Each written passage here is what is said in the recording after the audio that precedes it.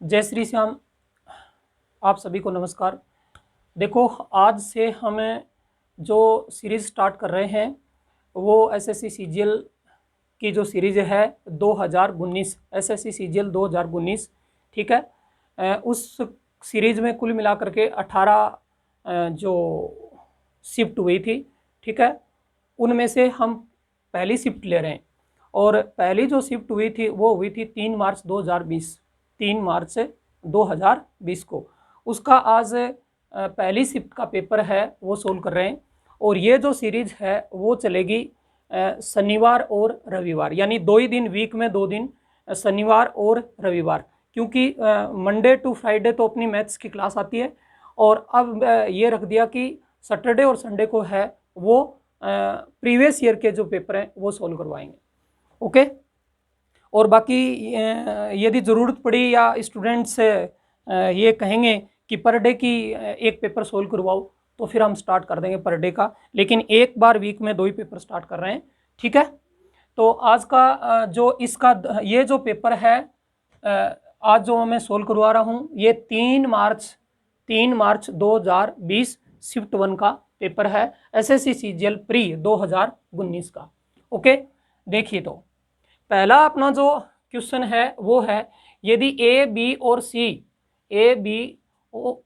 सी किसी वृत्त पर 3 बिंदु इस प्रकार हैं कि जीवाएं ए बी व ए सी वृत्त के केंद्र पर क्रम से 110 डिग्री और 130 डिग्री का कोण बनाती हैं, तो कोण बी ए सी का मान क्या होगा?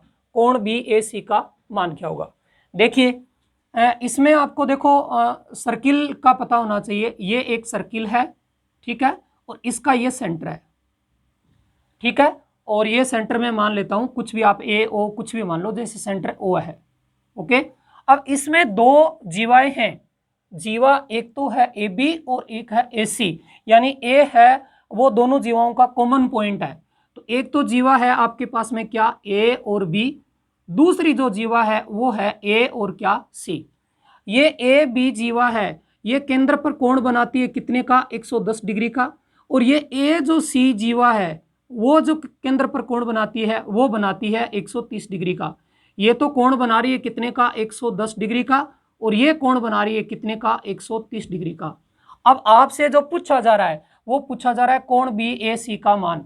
आपसे जो पूछा जा रहा है इस एंगल का मान पूछ रहा है कि कितने डिग्री आएगा, यहां पूछ रहा है, ठीक है ना।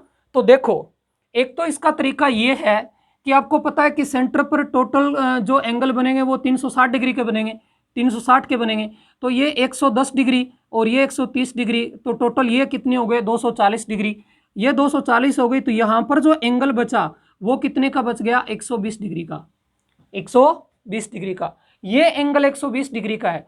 अब आपको पता है, देखो आपने 10th क्लास में इस बात को पढ़ा था कि ये सेंटर है, ठीक है, इस सर्किल का।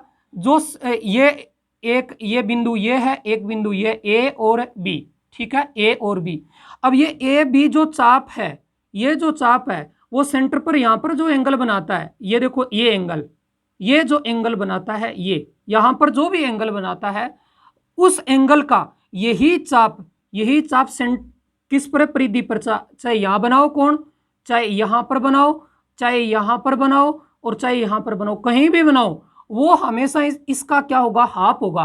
मान लो यहाँ पर यदि 40 डिग्री है तो ये कितना आएगा, 20। यहाँ भी कितना आएगा, 20। यहाँ भी कितना आएगा, 20। यहाँ भी कितना आएगा, 20। अब आपको ये पता होना चाहिए कि यहाँ जो कोण बनेगा इसका ये डबल होता है, और ये कोण जो बनेगा वो इसका क्या होता है, आधा। तो आप समझ गए हैं कि कोण बी, आपके पास में कोण बी ए सी का जो मान है ये है 120 डिग्री, तो ये कितना आएगा, 60 डिग्री। कितना, 60 डिग्री, ठीक है। इस प्रकार से इस क्वेश्चन को क्या करेंगे, सोल्व करेंगे। दूसरे तरीके से भी आप सोच सकते थे। कैसे सोच सकते थे, देखो, और कैसे सोच सकते थे, ये देखो, ये और ये दोनों बराबर हैं, क्योंकि ये भी रेडियस है, ये भी रेडियस है, और ये भी बराबर है। अब आपको पता होना चाहिए, देखो एक ट्राइंगल होता है, त्रिभुज होता है, जैसे ये त्रिभुज है, इस त्रिभुज की यदि ये दोनों भुजाएं बराबर हैं, किसी भी त्रिभुज की ये दोनों भुजाएं बराबर हैं, तो ध्यान देंगे इस भुजा के सामने का एंगल और इसके सामने का एंगल भी क्या आएगा, सेम आएगा। तो इसका मतलब ये हुआ कि यहाँ पर जो, क्योंकि ये दोनों बराबर हैं, देखो ये एक ट्राइंगल बन गया। चीजें सभी सीखो, देखो सब चीज़ें सीख के चलोगे ना तो ही सीख सकते हो। और ये छोटी छोटी चीज़ें जो नए स्टूडेंट है उनके लिए तो बहुत अच्छी हो जाएंगी, क्योंकि जैसे ही फिर टॉपिक पर पहुंचेंगे ना, ये चीज़ें यहाँ से सीखी हुई होंगी तो उनके लिए इतना आसान सा चीज़ें लगेंगी कि ये चीज़ें तुमने पहले पढ़ ली। तो देखिए ये जो ट्राइंगल है, त्रिभुज है, इसकी ये भुजा और ये भुजा दोनों आपस में क्या है, सेम है। सेम है तो इसका मतलब ये एंगल और ये एंगल क्या है, बराबर है, ये बराबर है। और त्रिभुज के तीनों कोणों का योग 180 होता है। तो आप कह सकते हैं कि 180 डिग्री में से 110 डिग्री घटाएंगे, उस पर 2 का भाग दे दो, तो यहाँ घटाएंगे तो कितने बचे बताओ, 70 भाग दे देंगे, कितना आया 35 डिग्री का। इसका मतलब यहाँ भी एंगल 35 का है, यहाँ भी कितना है 35 का, 35 का हो जाएगा। इसी प्रकार इधर वाला चेक कर सकते हैं, तो ये कितना आएगा 180, 180 में से 130 घटा देंगे, 130 भाग दे देंगे 2 का, क्योंकि सेम करना है। तो यहाँ कितना बचेगा 50, यानी वो कितना आएगा 25 डिग्री। तो यहाँ भी 25 डिग्री है और यहाँ भी कितना है 25 डिग्री एंड 25। ये टोटल कितना हो गया, ये 35, ये 25 और ये 35, टोटल कितने हो गए बताओ 60, कितना 60। इस प्रकार से अब यहाँ से यदि मान लो इसी क्वेश्चन में आपसे ये पूछता कि ए बी और ओ इसका सेंटर मान लेता, ये पूछता कि ए बी ओ कितने का है, तो 35 का है, 35 का है। आपसे ये पूछता कि ए सी ओ कितने का है, तो 25 का है, 25 का है, यानी 25 डिग्री का है। आप ये चीज़ सब बता सकते हैं। मैंने इसलिए बताया कि यहाँ से यदि कुछ पूछता है तो आप उनके आंसर दे सकें, ठीक है ना। इस प्रकार से जो क्वेश्चन था वो पहला जो क्वेश्चन था वो इस प्रकार का था, ठीक है। अब देखिए दूसरे क्वेश्चन पर आ जाइए। क्वेश्चन नंबर कितना 2, मैं ये मिटा रहा हूं। क्वेश्चन नंबर 2 देखिए,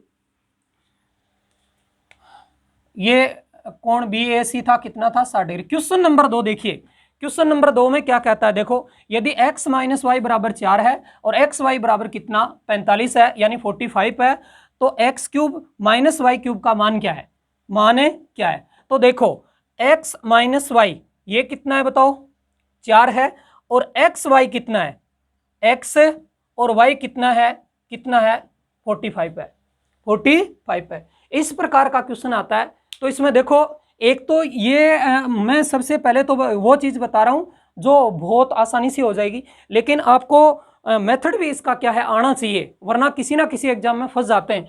मान लो इस क्वेश्चन में तो क्या होते हैं, इसके फैक्टर होते हैं, कुछ जगह ऐसे आ जाएंगे जहाँ फैक्टर नहीं होते हैं, उसके फैक्टर ही नहीं होते हैं, तो उस क्वेश्चन में आप क्या हो जाएंगे, फंस जाएंगे। इसलिए वो चीज़ भी ध्यान में होना चाहिए। अब इसके फैक्टर करोगे, देखो इसके फैक्टर करोगे तो क्या हो सकते हैं, एक तो फैक्टर होता है 9 × 5 45 का, एक फैक्टर हो सकता है आपका कितना 45 × 1, 9 × 5 1 45 × 1, और एक किसी का जो फैक्टर होता है वो होता है 15 × 3, 15 × 3। अब आपको ऐसे फैक्टर इनमें से ऐसे नंबर लेने हैं जिनमें मल्टीप्लाई करने पर तो ये 45 है, और जिनका डिफरेंस देखें तो कितना आए 4 आए, ऐसा चेक करना है। तो यहाँ देखिए इन दोनों को गुणा करते हैं, तो 45 आते हैं, और डिफरेंस देखते हैं तो कितना आता है 4 आता है दोनों में, देखो। और इन दोनों को देखो, इन दोनों को मल्टीप्लाई करते हैं तो 45 आता है, लेकिन यदि डिफरेंस देखूं तो कितना आता है 44 आता है, कि 44 आता है। और यदि इन दोनों को मैं मल्टीप्लाई करूं तो ये 45 आते हैं, डिफरेंस देखूं तो कितना आता है 12 आता है। अब ये चीज आपके पकड़ में आ जानी चाहिए, यानी यहाँ पर यदि यहाँ पर 44 होते तो ये ले लेते, और यदि यहाँ पर 12 होते 12 होते तो फिर ये ले लेते दोनों में से, ठीक है ना। तो यहां से आपके पास में x और y का क्या आ गया है, मान आ गया। तो x और y का मान आ गया, तो x क्या है आपके पास में ये है, तो x का मान आपके पास में कितना होगा 9, और y का मान कितना होगा 5, कितना 5, ठीक है। 9 का क्यूब आप जानते हैं 729 होता है, 5 का क्यूब कितना 125 होता है। इसमें से क्या कर दो, घटा दो, ये कितने 4, ये क्या 0, ये कितना 6, यानी 604। आ गई बात समझे, ठीक है। इस प्रकार से इस क्वेश्चन को क्या था करना, ये था इसका क्या मेथड नंबर 1। मैंने ये बताया कि इस प्रकार से आप कर सकते थे इसे। अब देखो दूसरे तरीके की बात करूं मैं, मेथड नंबर 2 की बात करूं, तो देखो इसका फॉर्मूला क्या है, एक्स क्यूब, इसका फॉर्मूला ये आपको पता होना चाहिए, अलजेब्रा का क्वेश्चन है, X cube minus Y cube, इसका फॉर्मूला होगा एक्स माइनस वाई, ठीक है। यहां पर माइनस है तो ये एक्स स्क्वायर प्लस क्या आएगा एक्स वाई प्लस क्या आएगा वाई स्क्वायर, क्या वाई स्क्वायर, ये होगा। तो देखिए यहां पर क्वेश्चन में x माइनस वाई आपके पास में कितना है 4, कितना है 4, ये रहा 4। इसका मतलब ये है कि इसका जो भी आंसर आएगा, ये तो वैल्यू आएगी कुछ, इसका मतलब ये इसका जो भी आंसर आएगा वो 4 का मल्टीपल होगा, 4 का मल्टीपल होगा। यानी जिस समय 4 का क्या जाएगा, भाग जाएगा, वो संख्या होगी। तो यहां से आप वो चीज भी क्या कर सकते थे, ट्राई कर सकते थे। मैं यहां पर इसमें 4 के भाग की ट्राई करूं तो लास्ट के 2 अंकों में ट्राई करो, 4 का भाग जा रहा है, क्या जा रहा है इसमें, क्या इसके लास्ट के 2 अंकों में 4 का भाग जा रहा है, नहीं जा रहा है।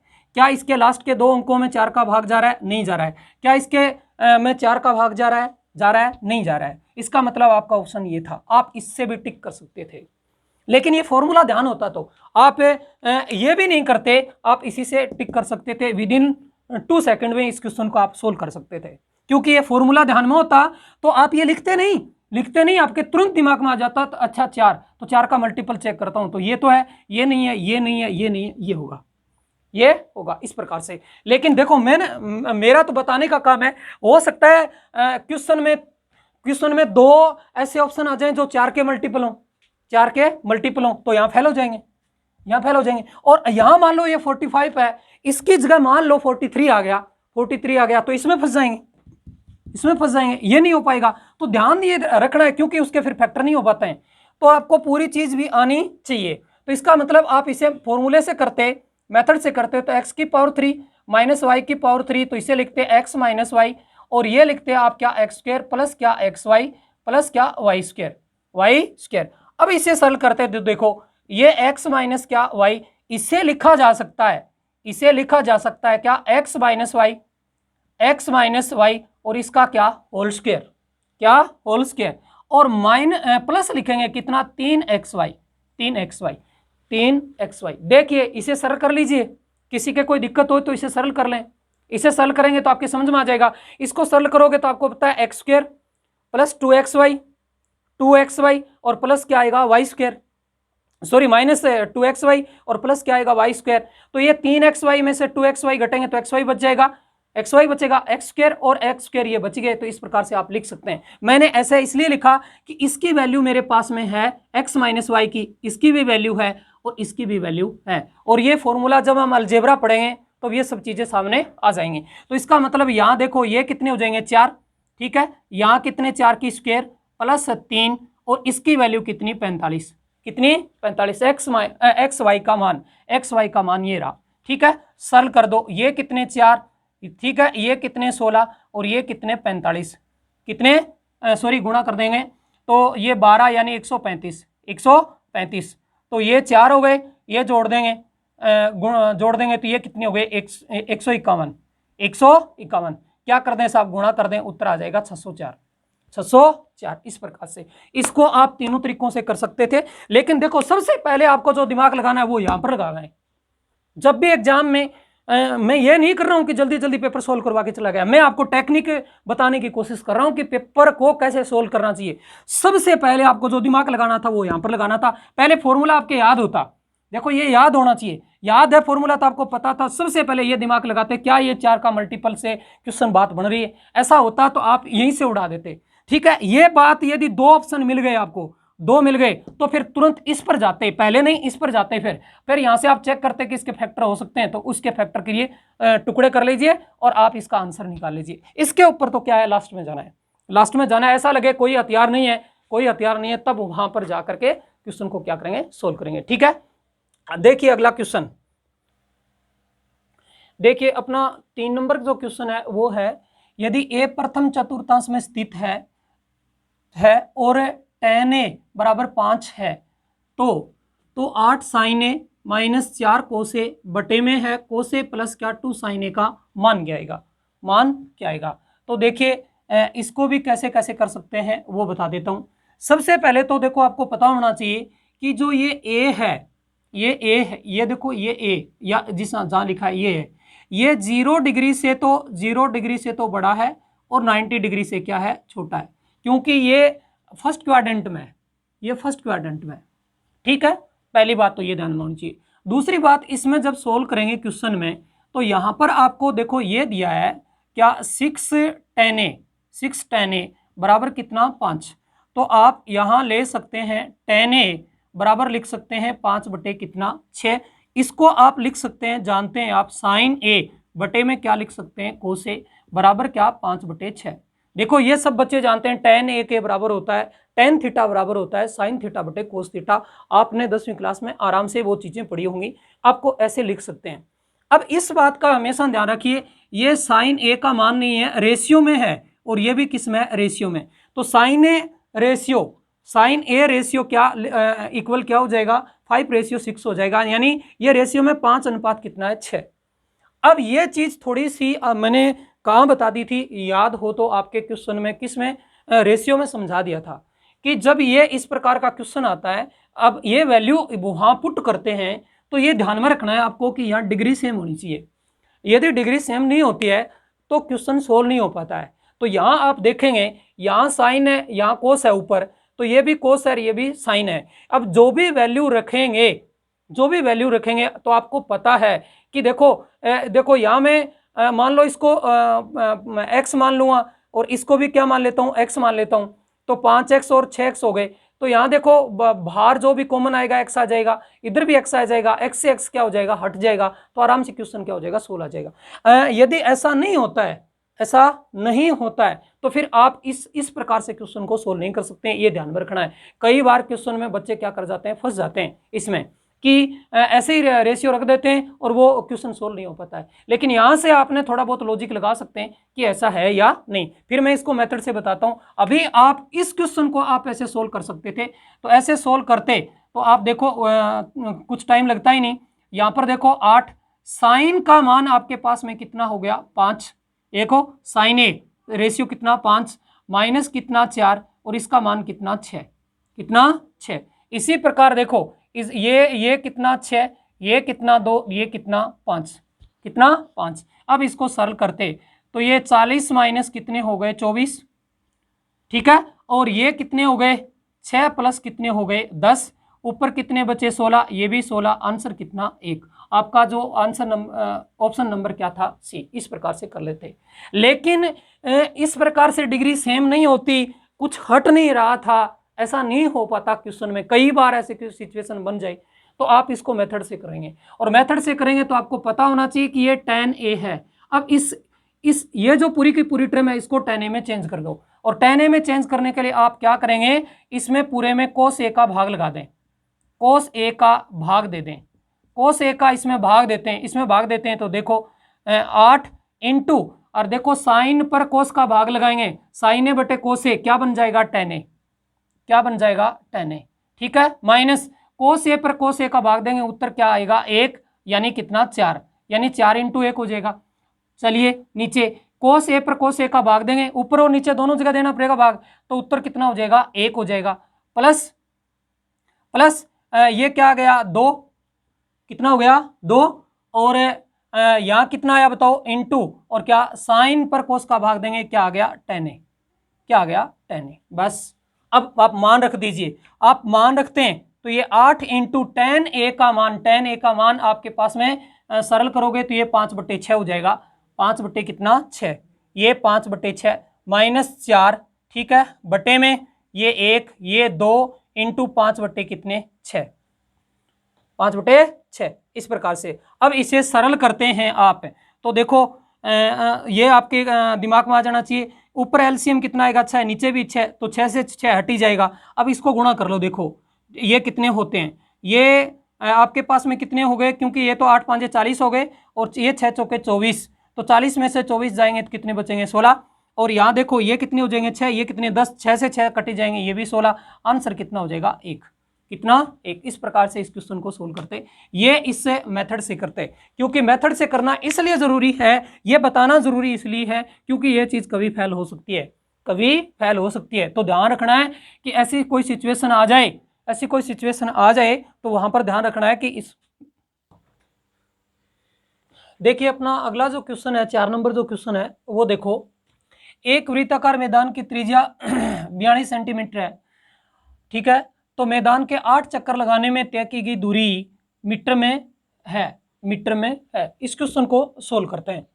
देखो तो इसमें आप 2-3 चीजें ध्यान में रखें तो आराम से क्वेश्चन सोल्व हो जाएगा। एक तो देखो इसमें ये है कि चक्रों की जो संख्या होती है, ये फॉर्मूला ध्यान रखें, चक्रों की संख्या, चक्रों की जो संख्या होती है वो हमेशा होती है दूरी बटे परिधि, दूरी बटे परिधि, ये होता है। तो इसका मतलब यदि आपको डिस्टेंस निकालना हो तो आपको पता है कि आपका फॉर्मूला जो बना, चक्रों की क्या संख्या इनटू क्या बना, इनटू क्या बना, परिधि, क्या परिधि। ये अब एक तरीका तो आपके पास में ये, यहां से सोल्व करते, तो यहां से जैसे ही इस क्वेश्चन को आप सोल्व करते तो आपको पता चला कि डिस्टेंस निकालना है, चक्रों की संख्या कितनी है 8 और परिधि कितनी है 2 और पाई, पाई का मान 22/7 और आर कितनी है 42। हाँ, जब तक देखो क्वेश्चन में ऐसा लिखा हुआ नहीं हो कि पाई की जो वैल्यू है 3.14 ली जाए, तब तक आपको हमेशा पाई की वैल्यू 22/7 ही रखनी होती है। अब यहां पर क्वेश्चन को देखेंगे तो पूरा इसको सोल्व करने की आवश्यकता नहीं है, पूरा सोल्व करने की आवश्यकता नहीं है। एक नंबर लॉजिक तो आप ये लगाएं, इसमें 11 का मल्टीपल देखें, 11 का मल्टीपल देखें, गुणा में देखें, यानी ऐसी संख्या ढूंढें जिसमें 11 का भाग चला जाए। पहला काम आपको ये देखें, क्यों? क्योंकि आपको पता है कि ये जो 22 होता है ना, जब भी ऐसा ये क्वेश्चन आए इस प्रकार का, ऐसी कंडीशन आ जाए जिसमें कहीं पाई यूज हो रही है, तो आपको तुरंत सोचना चाहिए, इसको लिख सकते हैं 2 × 11। इसका मतलब ये संख्या 11 से डिवाइड होती है, 11 से डिवाइड होती है। तो इनमें चेक कीजिए 11 का मल्टीपल, तो चेक करो, देखो यहां 11 के लिए हम क्या करते हैं, अल्टरनेटिव जोड़ के देखते हैं, ये 2 और 1 कितने हुए 3, ये कितने हुए 5, इसमें 11 का नहीं जाएगा। ये कितने हुए, देखो 2 और 1 3, 2 और 1 3, इसमें 11 का जाएगा, ठीक है। और ये कितने हुए, देखो 7 और ये कितने हुए 10, कितने हुए 10, इसमें 11 का नहीं जाएगा।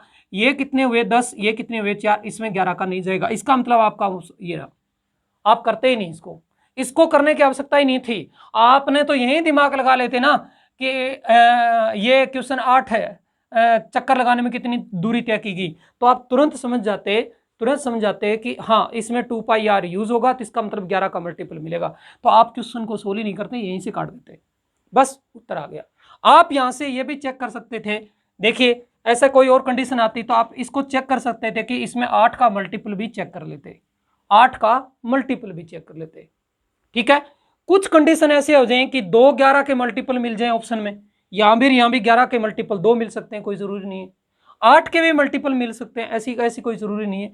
तो उस कंडीशन में भी आप इस क्वेश्चन को पूरा मत कीजिए, तो करें क्या, देखो इसको कैंसिल कर दें, कितने हो गए 6, कितने 6। अब देखो इसका और इसका गुणा करते हैं, इसका और इसका गुणा करते हैं, तो इकाई का यूनिट डिजिट मिलेगा आपको, कितना मिल गया 2, कितना मिल गया 2, यानी 2 का और 6 का गुणा करेंगे 12, इकाई का अंक क्या आ गया 12 का 2, फिर 2 का और 2 का गुणा करेंगे, फिर 2 का और 2 का गुणा करेंगे तो यूनिट डिजिट कितना मिला 4, फिर 4 का और 32 का गुणा करेंगे, सॉरी 8 का गुणा करेंगे तो आपका इकाई का अंक कितना आया 2। इसका मतलब जिस भी ऑप्शन में इकाई का अंक 2 है तो वो भी आपका ऑप्शन है, तो इकाई के अंक 2 इसमें भी है, इसमें भी है, इन दोनों में से एक हो सकता है।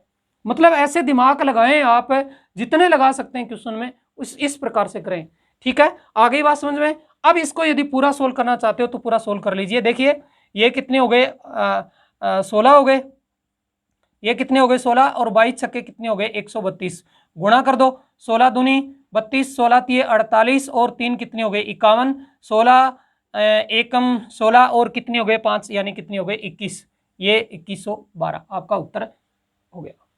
ओके, इसके अलावा आप यदि याद रख सकते हैं तो आप धीरे धीरे वैसे सीखेंगे। सर्किल जो होता है इसका ट्रिपलेट ध्यान में भी रख सकते हैं।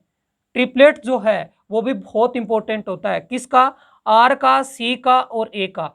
आर का मतलब रेडियस, सी का मतलब सर्क्यूमफ्रेंस यानी परिधि और ए का मतलब एरिया। और इसकी जो बेसिक ट्रिपलेट होता है वो होता है 7 और कितना 44 और कितना 154, इसका बेसिक ट्रिपलेट ये होता है। इससे भी आप उत्तर निकाल सकते हैं। बेसिक ट्रिपलेट, आपकी जो रेडियस है वो ये कितनी है आपकी रेडियस कितनी है 42 है, यानी इसकी कितना गुणा है 6 गुणा है, कितना 6 गुणा। तो इसका मतलब आपकी जो परिधि होगी वो भी इसकी कितनी होगी 6 गुणा होगी। तो इसका मतलब आपका आंसर कितना 44 इंटू कितना 6, और कितने चक्कर लगाने, कितने लगाने 8, कितने 8। इससे भी आप उत्तर निकालेंगे तो भी वही उत्तर आएगा। तो भी वही उत्तर आएगा। बस ये थोड़ा थोड़ा आप धीरे धीरे जैसे जैसे पेपर करेंगे आप समझते जाएंगे। लेकिन सबसे बढ़िया इसमें बात ये थी, देखो आप ट्राई करते, सबसे पहले आप ट्राई करते 11 का मल्टीपल, जैसे ही सिचुएशन आए क्या 11 से ये बात बन रही है तो क्वेश्चन में फटाफट हटा दीजिए। और एक और बता देता हूं, जैसे ये चीजें हम बता रहे हैं आपको ऑप्शन हटाने वाली, ये ऑप्शन हटाने का काम करते हैं, उत्तर तक नहीं पहुंचाते हैं। कोई ये सोचता है कि उत्तर निकाल देंगे, क्या नहीं, ये ऑप्शन कम कर देंगे आपके। 3 में से 4 ऑप्शन है तो उसमें से 2 कर देंगे, 2 हटा देंगे, 2 बचेंगे, ऐसा काम करते हैं। तो इसमें हमें थोड़ी हेल्प मिल जाती है पेपर को सोल्व करने में और जल्दी कर लेते हैं। ओके, आ गई बात समझ में। अब मैं क्वेश्चन नंबर कितना ले रहा हूं, 5। देखिए अगला जो क्वेश्चन है अपना, ये है टाइम एंड वर्क का, टाइम एंड वर्क का है। देखिए इसमें क्या कहता है, देखो ए, बी और सी अलग अलग एक कार्य को क्रम से 24 दिन, 15 दिन और 12 दिन में पूरा कर सकते हैं। तो बी और सी कार्य की शुरुआत करते हैं और 3 दिन के बाद काम छोड़ देते हैं। ए अकेले इस कार्य को कितने दिन में पूरा करेगा, ए अकेले इस कार्य को कितने दिन में पूरा करेगा। तो ध्यान दें, इसमें यहाँ पर जो व्यक्ति होते हैं वो लिख लेंगे, जैसे एक ए है, एक बी है, एक सी है। यहाँ पर आप लिखेंगे दिन, या फिर क्वेश्चन में आए घंटे, वो लिख देंगे। तो दिन ए कितने दिन में करता है, देखो 24 दिन में, बी कितने दिन में कर रहा है, 15 दिन में, और सी कितने दिन में कर रहा है, 12 दिन में। ठीक है, अब यहां पर आप टोटल वर्क मान लें। टोटल वर्क का मतलब मेरा यह है कि जिसमें 24, 15 और 12 का पूरा पूरा भाग चला जाए, पूरा भाग चला जाए, तो वो काम मैंने मान लिया। तो 24, 15 और 12 का भाग जाने वाली संख्या मैंने ले ली, जैसे कितनी ले ली, 120।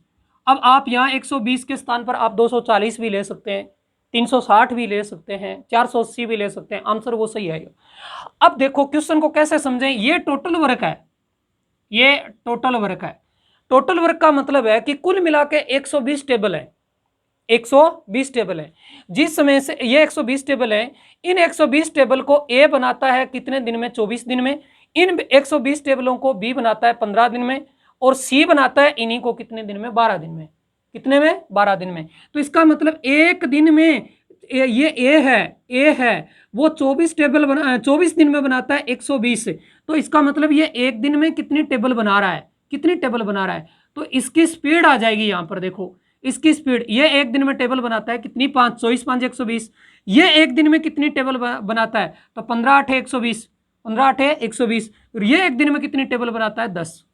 कितनी, 10। देखो ए एक दिन में 5 टेबल बनाता है तो 24 दिन में 120 टेबल बना देगा।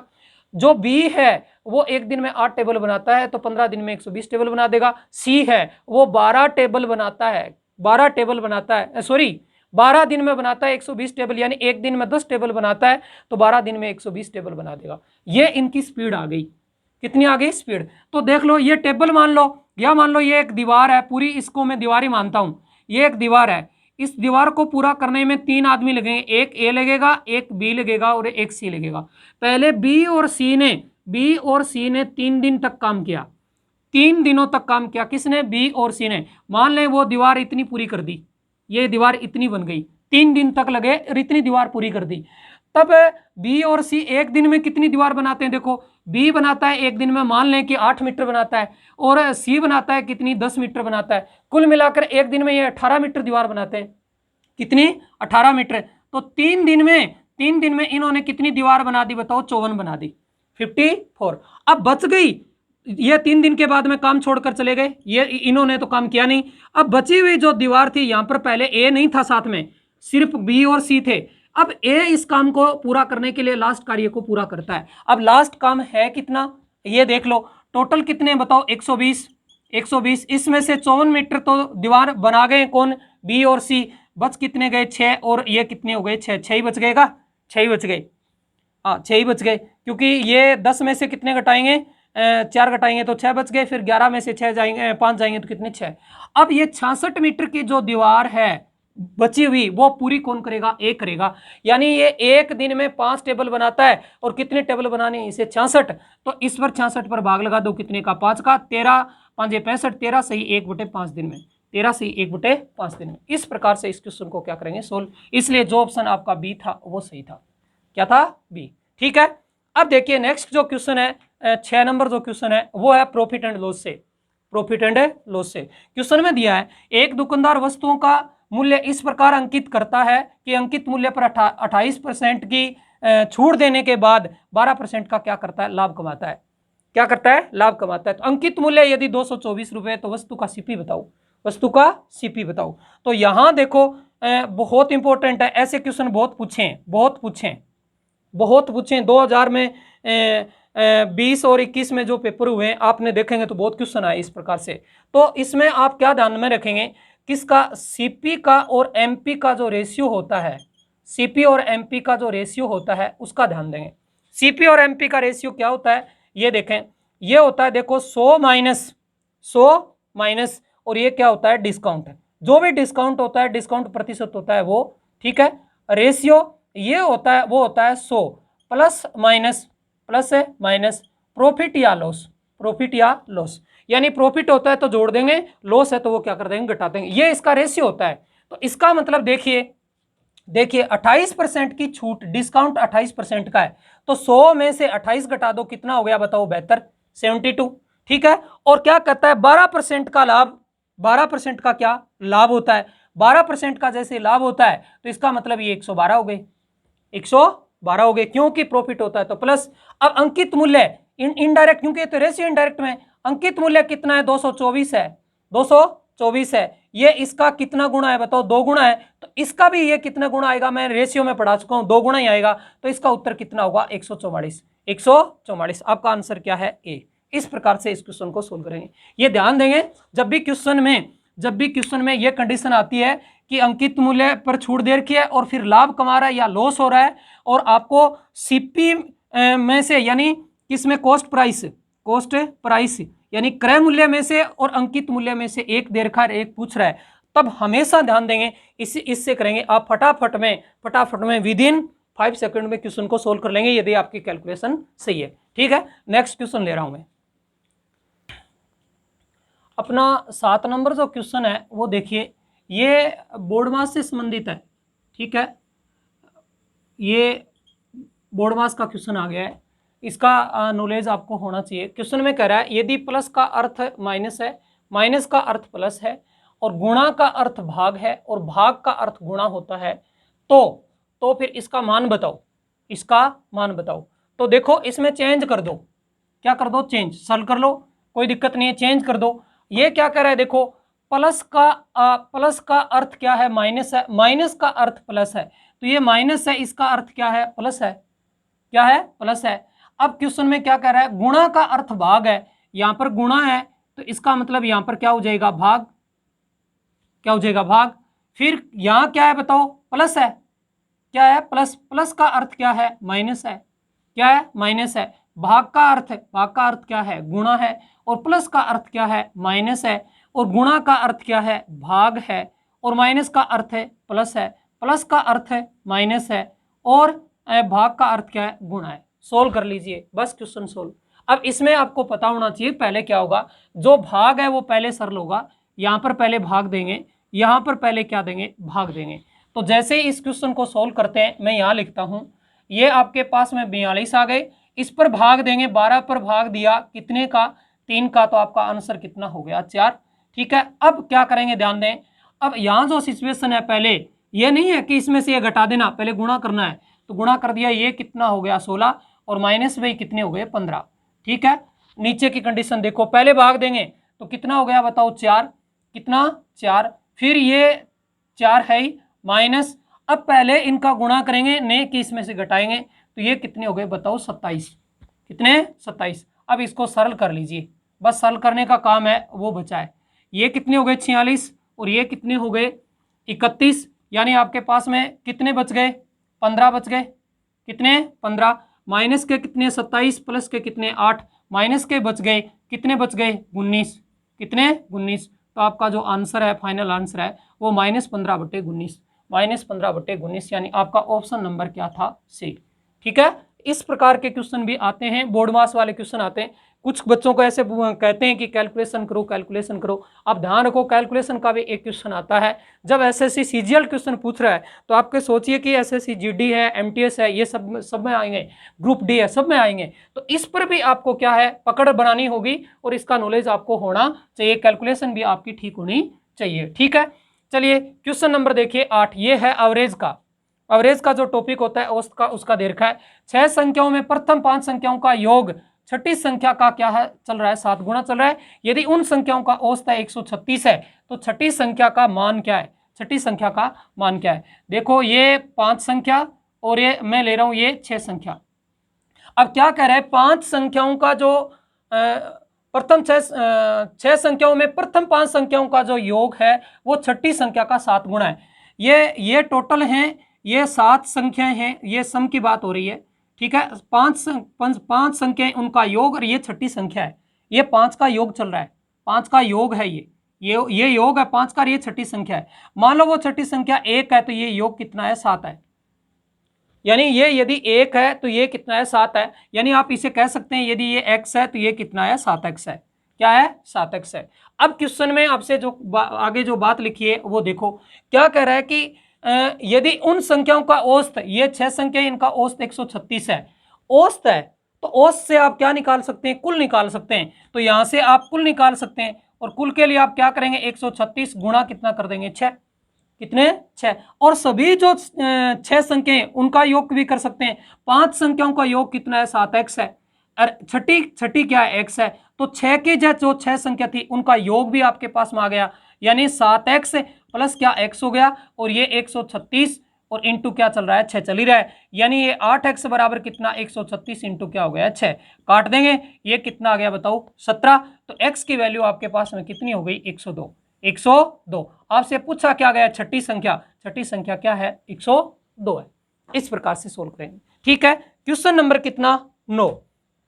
यदि दो बेलनों के आधार की त्रिज्याओं का जो रेशियो है वो 3:4 है, उनकी ऊंचाइयों का अनुपात 4 कितना है, 9 है। तो आयतनों का अनुपात बताओ, आयतनों का अनुपात बताओ। एक तो आपको पता होना चाहिए, देखो बेलन का जो आयतन होता है, बेलन का आयतन ज्ञात करने का जो सूत्र होता है वो होता है πr²h, πr²h। ये नॉर्मल सी बात है। देखो जो बच्चे नए हैं वो ये घबराएं नहीं, क्योंकि ये चीजें हमें आगे पढ़ लेंगे। लेकिन जितनी चीज आपके दिमाग में यहाँ से आप जितना सोच सकते हैं कर सकते हैं। जैसे देखो इसको इजी से पकड़ सकते हो, इसको इजी से पकड़ सकते हो। एक आपका डर निकले, ये डर निकले, लोग कहते हैं कैसे सीजीएल ऐसा है, ऐसा सीजीएल में ऐसे हो जाता है, वैसे हो जाता है। कुछ नहीं होता ऐसे वैसे, ये बाहर आकर के बहाने करते हैं, कुछ नहीं करता है। आप पेपर देखिए, पेपर देखिए कैसे आ रहा है। लेकिन होता क्या है कि स्टूडेंट तैयारी करके जाते ही नहीं है। और आपको यदि पता चल गया कि इस प्रकार का पेपर है और पेपर ऐसा आता है, तो आप आराम से, पहले तो डरेंगे नहीं और फिर अच्छे से तैयारी करके जाएंगे पेपर में। तो आपको तो पता होता है कि क्वेश्चन तो इसी लेवल के आने, इसी लेवल के। ये कोई पेपर में कोई आदम के जमाने का नहीं करवा रहा हूं, 3 मार्च 2020 का ही है, 3 मार्च 2020 का ही क्वेश्चन है। अभी 2021 ही चल रही है, कोई ये नहीं बहुत पुराना पेपर हो रहा है, ठीक है ना। तो ये देखिए कि ऐसे क्वेश्चन पूछ रहे हैं। और उस समय भी टीसीएस से एग्जाम करवा रही थी, अब भी टीसीएस ही करवा रही है। 2018 में टीसीएस आई थी, टीसीएस ही करवा रही है। तो ये जो पेपर 3 मार्च 2020 का है, 3 मार्च 2020 में कैसे क्वेश्चन पूछा गया उसकी चर्चा हो रही है।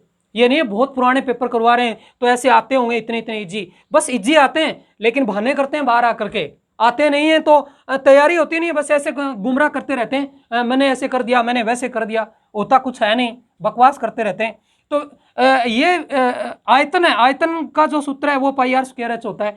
तो यहाँ पर आपको पता है रेशियो निकालना है, तो रेशियो निकालना है तो आपको पता है रेशियो के, जब दो बेलन है उनका रेशियो निकालेंगे तो पाई से पाई तो कैंसिल हो जाएगा, क्योंकि वो दोनों में रेशियो में लिखेंगे तो पाई तो कट जाएगा, ये दोनों में अलग अलग हो जाएंगे।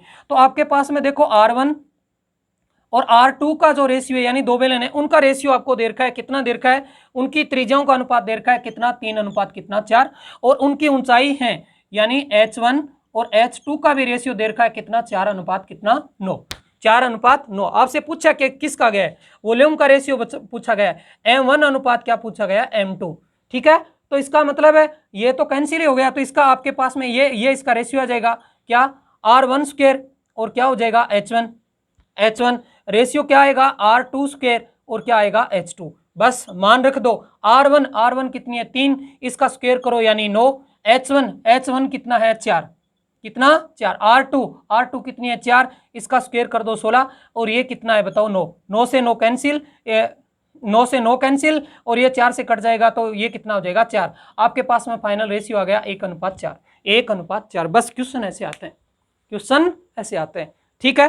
तो डरने की जरूरत नहीं है, जो एग्जाम आते हैं ऐसे नहीं पढ़ाया गया होगा, वैसे नहीं पढ़ाया गया, इस लेवल का नहीं पढ़ाया गया होगा, तो आप देखते हैं कि क्वेश्चन तो इस लेवल के आ रहे हैं, इसी लेवल के क्वेश्चन आते हैं। बाकी आप ऐसे पढ़ने से कोई लिमिट नहीं है कोई सिस्टम की, और गुमराह करने से किसी भी बच्चे को कोई मतलब नहीं निकलता है। जैसे हाँ मैं एक बिना मतलब के क्वेश्चन लाऊंगा, यहाँ हार्ड क्वेश्चन आपके सामने रखूं, तो आप सोचते हैं यार ये क्या पढ़ा रहा है, ऐसे नहीं। याद रखिए एग्जाम में बहुत कम पढ़ करके आप सिलेक्शन ले सकते हैं, और बहुत ज्यादा पढ़ करके भी सिलेक्शन नहीं हो पाएगा। क्यों? यदि आपने एग्जाम ओरिएंटेड चीजें नहीं पढ़ी हैं, एग्जाम ओरिएंटेड चीज नहीं पढ़ी है, तो आप कितना भी पढ़ लेना आपका सिलेक्शन नहीं होगा। एग्जाम ओरिएंटेड आपको पता होना चाहिए एग्जाम में कैसी चीज आ रही है और किस पेपर में कैसे आ रहा है, बस आप उतना पढ़ेंगे सिलेक्शन ले जाएंगे। बहुत थोड़ा पढ़ करके सिलेक्शन ले लेंगे, बहुत ज्यादा पढ़ के भी सिलेक्शन नहीं होगा। मैंने बहुत देखे हैं ऐसे स्टूडेंट, बहुत देखे हैं मेरी जिंदगी में, और बहुत सारे स्टूडेंट ऐसे देखे हैं, ऐसे कर देंगे, फाड़ देंगे, मरोड़ देंगे, पेपर में जाते हैं कुछ करके आते नहीं है, फाड़ना फूड़ना उनके पास में कुछ नहीं है, और यहां लगते हैं ये कर देंगे वो कर देंगे, करते कुछ नहीं है, हैं? तो हाँ वो बहुत कम स्टूडेंट हो जाए तो लिमिट में पढ़ते हैं, भरोसा रखते हैं, बस इतनी सी चीज पढ़े पेपर को सोल्व कर लेंगे, पेपर को सोल्व करने पता होता है, बस यही है चीज, तो इतनी आनी है। ओके, आगे बात समझ में। चलिए मैं अगला क्वेश्चन ले रहा हूं। हाँ देखिए अगला क्वेश्चन है वो भी अपना किससे, प्रॉफिट एंड लॉस से ही चल रहा है। एक व्यक्ति एक वस्तु को उसके क्रय मूल्य से 10% कम पर क्या करता है, बेचता है, और यदि उसने इसे 332 रुपये अधिक में बेचा होता तो उसे 20% लाभ होता, तो वस्तु का आरंभिक विक्रय मूल्य क्या है? आरंभिक विक्रय मूल्य क्या है? देखिए मैं इस वस्तु का जो सीपी है वो मान लेता हूं कितना 100, कितना 100।